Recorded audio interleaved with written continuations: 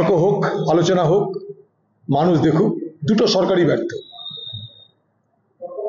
আজকে মোদী সরকার এতদিন ক্ষমতায় বলেছিল 2 কোটি চাকরি দেবে।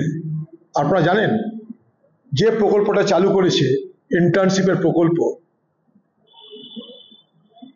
সেই প্রকল্পে একটা বছরে 7,000 লোকের চাকরি হয়েছে। ভারতবর্ষে আজকে সব থেকে দুরবস্থা বেকারদের, বেরোজগারদের। রুটি নাই, রুজি নাই, তারা কোথায় যাবে? সারা ভারতবর্ষ জুড়ে কৃষকদের অবস্থা খারাপ হচ্ছে।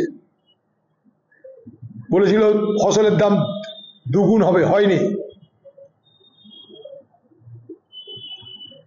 ভারতবর্ষের আর্থিক ব্যবস্থাও নেমে গেছে এবছর। হয়তো বলা হচ্ছে বিশ্বে আমরা চতুর্থ হয়ে গেছি, চতুর্থ হয়েছে অন্য কারণে। মাথাপিছু রোজগার দেখুন আমাদের। যখন মাথাপিছু রোজগার দেখবেন, তখন দেখবেন আমাদের মাথাপিছু রোজগার ভারত, পাকিস্তান এইসব সমান সমান হয়ে গেছে। ঢোল এখানে অনেক বাজে, মৌলিক পরিবর্তন কোথায়? ভারতবর্ষে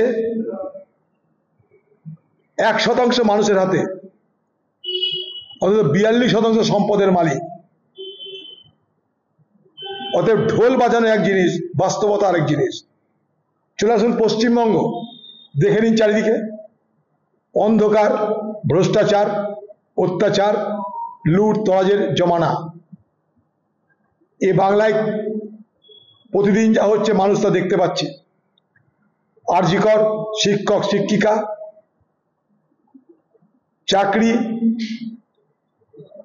চুরি, বাটপাড়ি, লুট, এ বাংলার অলংকার হয়ে গেছে তৃণমূলের আমলে। স্বাভাবিকভাবেই মোদি দিদি উভয়ই সরকার চালাতে ব্যর্থ। একজন দেশ চালাতে ব্যর্থ, একজন রাজ্য চালাতে ব্যর্থ।